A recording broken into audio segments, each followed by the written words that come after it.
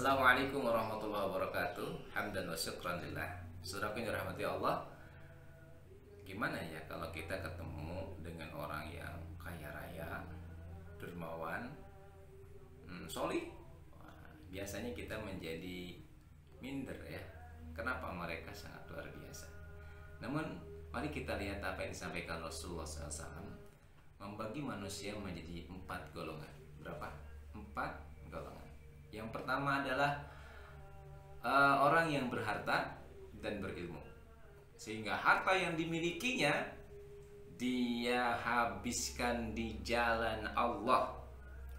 Dia gunakan hartanya untuk mendekat kepada Allah, menolong banyak orang, bersedekah, membangun pesantren, membangun masjid, melayani banyak orang, menyekolahkan banyak orang.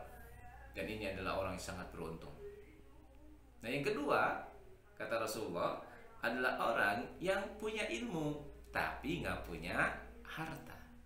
Sehingga dalam bayangannya ketika dia melihat orang yang punya harta tadi, ya Allah, seandainya aku diberikan harta seperti dia, saya akan melakukan sama seperti dia, bahkan lebih dari itu ya Allah, karena saya tahu apa yang harus saya lakukan ketika saya punya harta banyak.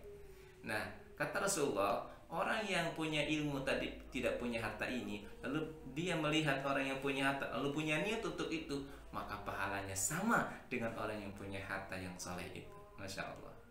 Yang ketiga adalah orang yang punya harta tapi tidak punya ilmu, sehingga harta yang dimilikinya ini menjadi harta yang justru membuat dia jauh dari Allah. Kenapa? Karena dia nggak tahu mana yang halal, mana yang haram, sehingga dengan hartanya dia habiskan harta itu untuk bermaksiat kepada Allah, membangun diskotik, membangun klub-klub malam, dia buangkan semuanya.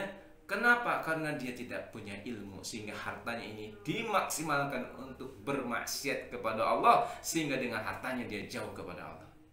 Dan yang keempat, yang paling parah ini, siapa?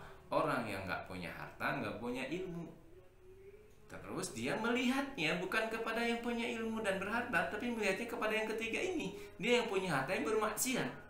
Lalu ketika dia melihat orang yang tetangganya yang kaya raya, yang bawa mobil terus gonta-ganti mobilnya, dan bawa perempuan banyak terus berzina, mabuk-mabukan, terus membangun klub-klub malam, dia mengatakan dalam lamunannya, andai nanti saya punya harta, saya akan lakukan seperti dia. Aku akan ganti-ganti pasangan, aku akan melakukan banyak hal kemaksiatan.